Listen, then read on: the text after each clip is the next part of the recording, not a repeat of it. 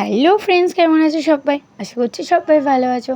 তৃষান মামি ডেলি ব্লগে নতুন একটা ভিডিওর সাথে সবাইকে স্বাগত জানাই। আজকে একটা ব্লগ শুরু করলাম। সেই ব্লগটা হচ্ছে দেখো পুজোর সময়কার। তো অনেক দিন ধরে শ্যুট করা ছিল, তো আমি ভাবছিলাম কখন তোমাদেরকে এডিটিং করে দেখাবো। আজ ফাইনালি এডিটিং করছি। দেখো আমরা ঘুরতে গেছিলাম টালা প্রত্যয়, সেটাই তোমাদেরকে দেখাবো যে ঘুরতে কী থিম হয়েছিল না হয়েছিল সেটাই। তোমরা সবাই দেখতে থাকো, ভিডিওটা কন্টিনিউ দেখো। দেশ জুড়ে শুধুমাত্র বাজার আর মুনাফার লোভে যুদ্ধের পরিণামে কৃত্রিমভাবে দুর্ভিক্ষ আর খিদে তৈরি করে বীজ ও কৃষকের বহুজাতিক মুনাফাখোরের জেলখানায় আবদ্ধ করে দিলেন হাইব্রিড বীজ, রাসায়নিক সার আর কীটনাশকের ব্যবহার। ফটো তুলতে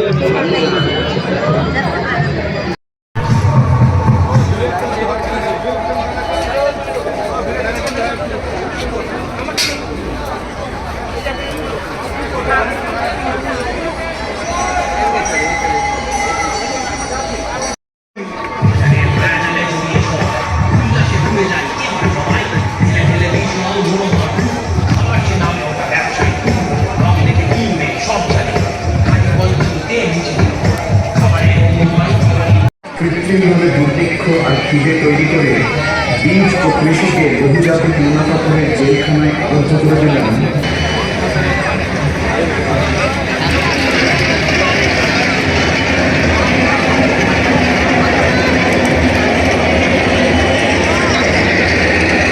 মুক্তির পথে পোকামাকড়, ঘরের পাশে কুড়িয়ে পাওয়া খাবার আমাদের স্বাধীনতা সমুদায় থেকে অনেক দূরে।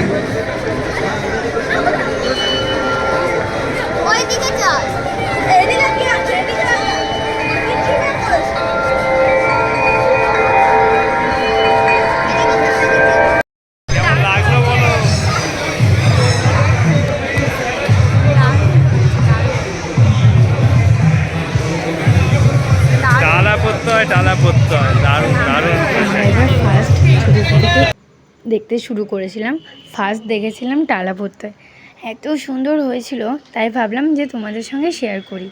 এরপর আমরা যাব হাতিবাগান। তো এইটা হচ্ছে হাতিবাগানের থিম হয়েছিল এবছরের। তো কী থিম হয়েছিল আমি ঠিক জানি না, কিন্তু ভালো লাগলো।